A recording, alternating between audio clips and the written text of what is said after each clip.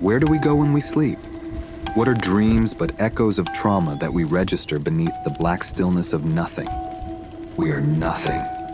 Sinister Narratives presents Into the heart of hell itself. The flames danced against the midnight sky, an inferno that licked at the heavens themselves. Southern California was ablaze, the roaring fires casting an apocalyptic glow over the landscape. And in the midst of this fiery chaos, I found myself behind the wheel of my truck, a lone driver navigating a highway that seemed more like a path to hell than a road to anywhere. I was hauling a cargo of avocados, a precious payload that felt incongruous against the backdrop of destruction. The air was thick with the acrid stench of smoke, and the crackling of flames seemed to echo in my ears. The world was transformed into a nightmare, a realm where fire and brimstone held dominion. My knuckles turned white as I gripped the steering wheel, my heart pounding in rhythm with the chaos around me. The flames leaped towards the road, hungry tendrils that seemed to hunger for my truck, for me. The heat was oppressive, suffocating, as if the very air had turned against me. My eyes darted to the rearview mirror, and what I saw chilled me to the bone. A wall of fire was advancing, a relentless wave that devoured everything in its path. The flames towered over the highway, a relentless monster that threatened to swallow me whole. I slammed my foot on the gas pedal, my truck roaring forward as if in defiance of the approaching doom. The road ahead was a winding nightmare, a tunnel of fire that stretched into infinity. The flames danced on either side, a cruel spectacle that seemed to mock my feeble attempts to escape. I could feel the sweat dripping down my brow, mingling with the terror that had soaked into my skin. The sky was a swirling maelstrom of orange and red, a chaotic canvas that bore witness to the destruction below. The world had become a hellscape, a realm where the laws of nature had been upended by the wrath of the inferno. My truck was an island of vulnerability, a speck of metal hurtling through the abyss of fire and smoke. As I drove, my thoughts drifted to my family, my wife, my children. I could only pray that they were safe, far from this nightmarish landscape. But the flames seemed to mock my hopes, taunting me with their unrelenting fury. The smoke was thickening, obscuring my vision, and my throat burned with every labored breath. The radio crackled to life, a garbled voice issuing a warning about road closures and evacuation orders. But where could I go? The world around me was engulfed in flames, an inescapable prison that threatened to consume me. Suddenly, a massive tree limb crashed down onto the road before me, blocking my path. I slammed on the brakes, the screeching tires a desperate cry against the cacophony of destruction. I was trapped, a lone soul in a world that had been claimed by the inferno. I could hear the crackling of the flames growing louder, their hungry fingers inching closer.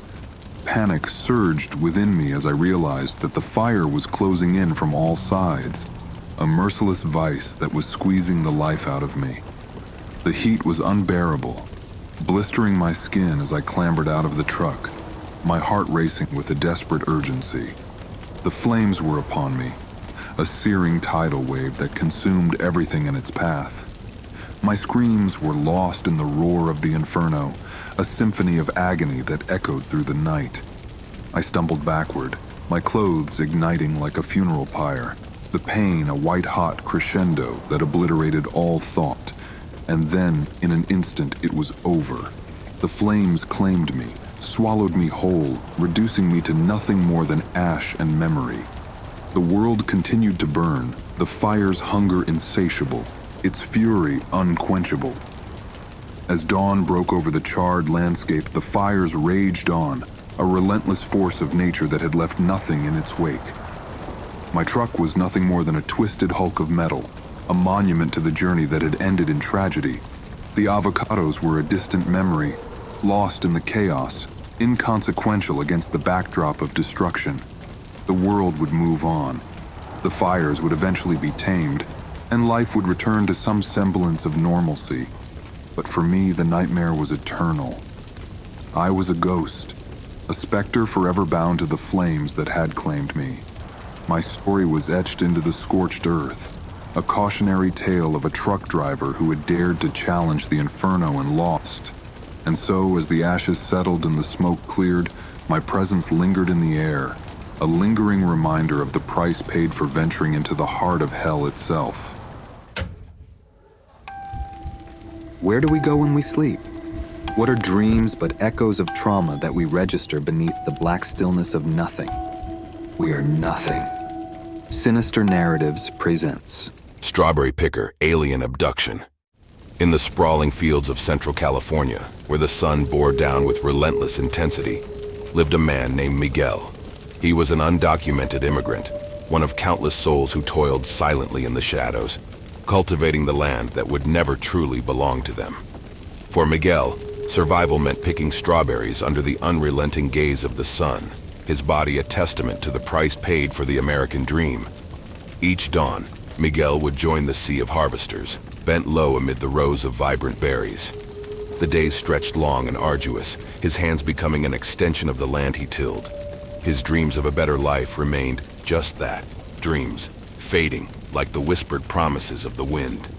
But one night, under the vast expanse of stars, Miguel's reality would transform in ways he could never have foreseen. The sky was a tapestry of stars that night, their brilliance mirrored in the dew-kissed berries. Miguel worked diligently, his fingers expertly navigating the delicate task of plucking ripe strawberries from their vines. He was lost in the rhythm of his labor, a rhythm that was suddenly shattered by a blinding light that eclipsed the moon. Miguel shielded his eyes, his heart pounding within his chest. Fear coursed through him, for he knew too well the consequences of being caught out after dark. But this was no patrol, no immigration agents lurking in the shadows. It was something else entirely. Before Miguel's disbelieving eyes, a craft of alien design descended from the heavens. It hovered over the fields, its glow casting an eerie pallor over the earth. Panic surged within him, his breath catching as figures materialized beneath the ship's illumination. They were unlike anything he had ever seen, their forms both alien and captivating. Human. Their voices resonated in his mind, their words both unsettling and strangely comforting. Miguel trembled, his voice a fragile whisper as he replied, "See." In their presence, the boundaries between Earth and beyond blurred, and Miguel felt a connection that defied language. The aliens' intentions remained shrouded, but a sense of curiosity emanated from them, an insatiable desire to understand humanity's struggles and aspirations. As the night unfolded, Miguel's fear evolved into a strange kinship. He shared his stories, his dreams of a better life, and the relentless challenges he faced as an undocumented immigrant. In return, the aliens shared glimpses of their own existence, a tapestry woven from cosmic wonders and unfathomable mysteries. Hours passed in the blink of an eye, and as the first light of dawn crept over the horizon, the aliens' craft began to ascend. Miguel's heart ached as they prepared to depart, their enigmatic presence fading like a fleeting dream. "Survive, Miguel," their collective voice echoed within him. "The strength you seek lies within." With a final flash of light, they were gone, leaving Miguel alone in the fields, his mind a whirlwind of emotions. The sun's ascent marked a new day, but it was a new day colored by the brushstrokes of the extraordinary.